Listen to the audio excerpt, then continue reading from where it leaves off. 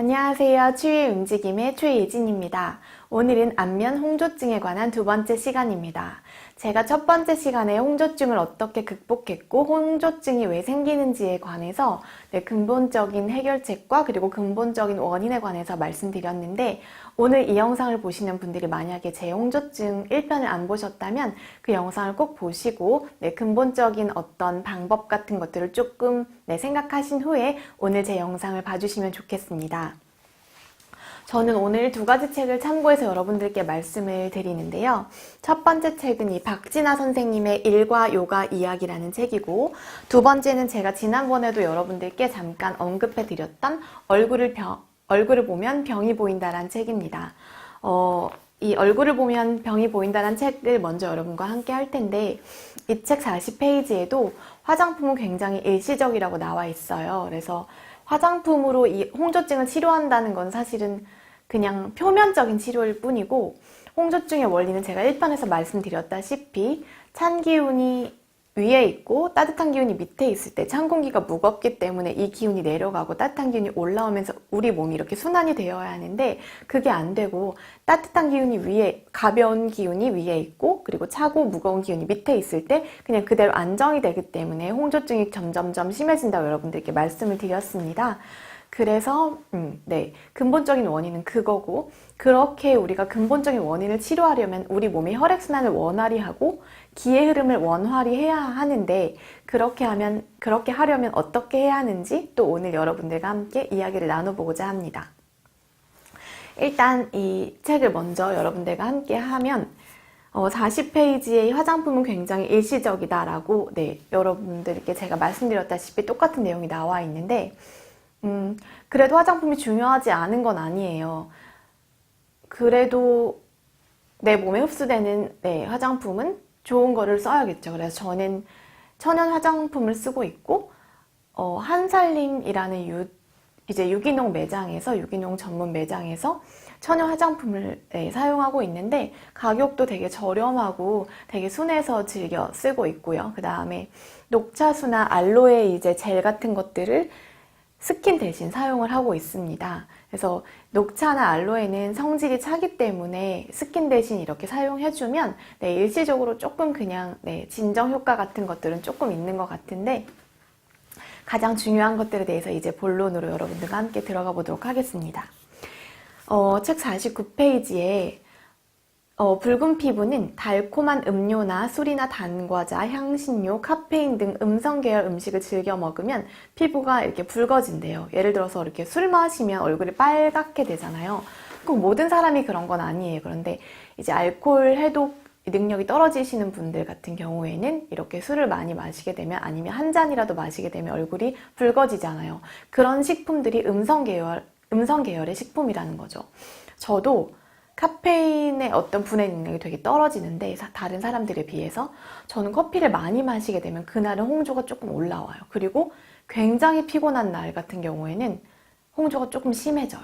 그러니까 저도 거의 홍조가 낮다고 보지만, 그래도 이게 사람마다 약한 부위가 있잖아요. 타고나기를. 그래서 이제 몸이 안 좋아지거나 나한테 취약한 어떤 음식이나 어떤 행동을 했을 때는 그 취약한 부위가 심해지는 거죠. 어떤 사람은 꽃 알레르기가 있다, 어떤 사람은 축농증이 있다, 이런 식으로 나만의 취약한 부위가 있는데, 우리들 같은 경우에는 조금 홍조가 우리한테 취약한 부위인 거죠. 그래서 저도 굉장히 피곤한 날이나 잠을 진짜 못 잔 날은 저녁에 이제 그 피로가 쌓였을 때 홍조가 이렇게 올라와요. 그래서 여러분들도 내가 단 음식이나 되게 자극적인 음식, 그리고 아니면 술, 카페인, 아니면 피곤했을 때 이렇게 홍조가 올라오지 않는지 한번 살펴보세요. 아마 이 원인들에 다 해당이 되실 거라고 생각을 해요. 그리고 음성 계열의 음식은 모세혈관을 확장시키기 때문에 심장을 비롯한 순환기, 호흡기의 상태가 나빠진다고 합니다. 제가 여러분들께 이 순환이 안 되기 때문에 이 홍조증이 심해지는 거라고 말씀드렸잖아요. 마찬가지로 이런 음식의 문제인 거죠. 음식을 통해서 우리가 순환기나 호흡기의 상태가 나빠지는데, 또는 칼슘 부족으로 감정이 불안해지면서 정신적인 장애가 일어나기 쉬워진대요. 이 설탕 같은 음식을 많이 먹으면 칼슘을 몸에서 체내에서 빼기 때문에 이 마음까지도 불안해진다고 합니다. 이 설탕에 관한 이야기는 제가 뒤에서 다시 말씀을 드릴 텐데, 얼굴을 알면 병이 보인다 180페이지 함께 하겠습니다. 백설탕을 먹으면 바로 에너지로 변해서 체온이 상승한대요. 그런데 그 뒤에 혈관이 확대되어서 체온을 낮추기 때문에 결국 몸이 차가워진다고 합니다. 아마 홍조증이 있으신 분들은 다 체온이 좀 낮으실 거예요. 몸이 따뜻한 사람이 홍조증에 걸리긴 좀 쉽지 않고요.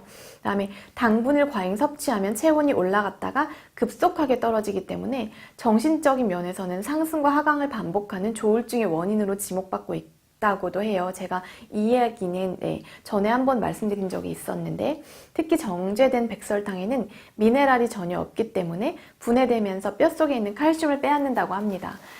이런 것들이 다 홍조증의 원인이라는 거죠. 그래서 여러분들 홍조가 심하신 분들은 단 음식이나 자극적인 음식, 카페인, 술 같은 것들을 최대한 적게 드시는 것이 좋겠습니다.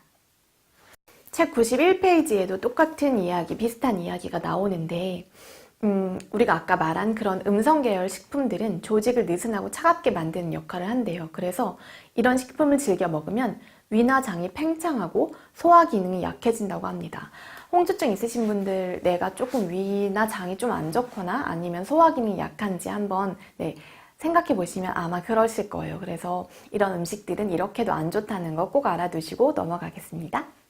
이 책 109페이지 함께 볼 텐데요. 수박처럼 수분이 많은 여름 과일은 차고 시원한 성질을 갖고 있잖아요. 그래서 그런 음식을 몸에 아무리 좋더라도 수박이 굉장히 이런 음식을 즐겨서 먹으면 위장 자체가 냉해지고 더불어서 소화 기능과 호흡 기능이 떨어진대요. 그래서 결국 위장 장애를 앓게 되고 나중에는 오장 전체가 차가워지면서 통증이나 부종이나 한습 같은 증상이 나타나게 된대요. 그래서 홍조 있으신 분들은 이런 음식도 조금 주의하셨으면 좋겠습니다.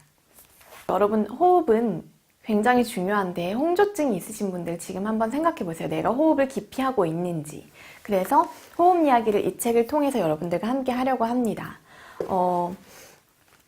필라테스나 요가 같은 운동들은 굉장히 호흡을 중요하게 생각을 해요. 호흡이 얼마나 중요하냐면 생명이 있다는 건 우리가 호흡을 하고 있다는 거잖아요. 그리고 사람이 살았는지 죽었는지 이렇게 확인하려면 코에 손부터 갖다 대잖아요. 숨을 쉬고 있는지 안 쉬고 있는지. 즉, 숨이라는 거는 내가 살아있고 죽음과의 어떤 그 경계선이라는 거죠.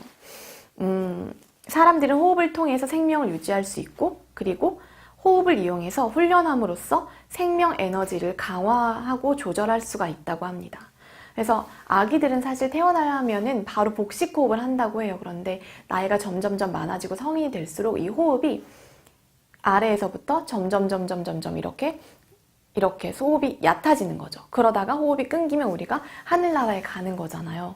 그만큼 성인이 될수록 우리가 자연스럽게 복식 호흡을 안 하게 된다고 하는데, 노화가 진행되면서 폐, 허파, 꽈리가 수축되고 작아져서 이런 산소 흡입량이 적어진대요. 호흡 훈련을 통해서 크기를 정상화시켜서 온몸 구석구석 그러면 호흡을 잘 되도록 해야겠죠. 그래서 굉장히 필라테스나 요가 같은 이런 호흡 운동이 굉장히 되게 진짜 정말 많이 좋아요. 굉장히 되게 진짜 정말 많이 좋은데, 이 들숨 있잖아요. 마시는 숨. 그 마시는 숨은 온 우주에 퍼져 있는 원초적인 에너지를 넉넉히 받아들이는 행위라고 하고, 내쉬는 숨은 모든 생각과 감정을 사라지게 하여 우리의 마음을 안정시키는 방식이라고 합니다. 제가 여러분들께 이렇게 호흡이 중요하다고 말씀드린 거는 호흡을 통해서 우리가 에너지를 받아들이고, 그리고 그 호흡이 우리의 혈액순환을 원활하게, 그리고 기의 흐름을 원활하게 만든다는 사실입니다. 이 일과 요가 이야기의 130페이지를 함께 보면 빠른 횡격막의 오르고 내림은 위장과 심장을 좋게 하고 온몸의 혈액순환을 활발하게 한다. 빠른 횡격막의 오르고 내림은 위장과 심장을 좋게 하고 온몸의 혈액순환을 활발하게 한다. 특히 뇌 쪽의 혈액순환을 왕성하게 하여 머리를 맑게 한다. 라고 나와 있습니다.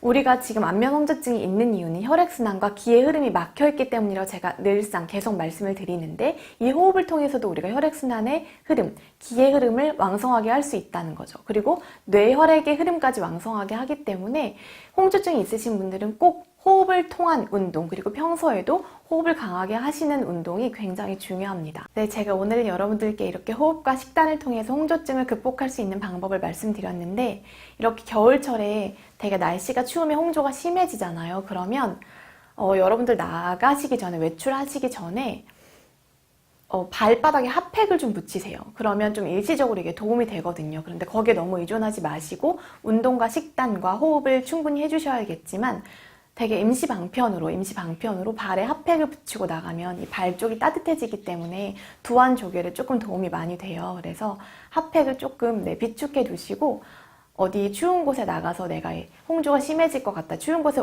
장시간 앉아 있어야 된다, 움직임이 없다라고 하실 경우에 몸이 차가우신 분들께는 일시적으로 도움이 많이 됩니다. 그러면 여러분들 홍조 더 좋아지시고, 저도 홍조에 관해서 더 많이 공부한 후에 여러분들과 3편에서 여러분들 다시 만나 뵙도록 하겠습니다.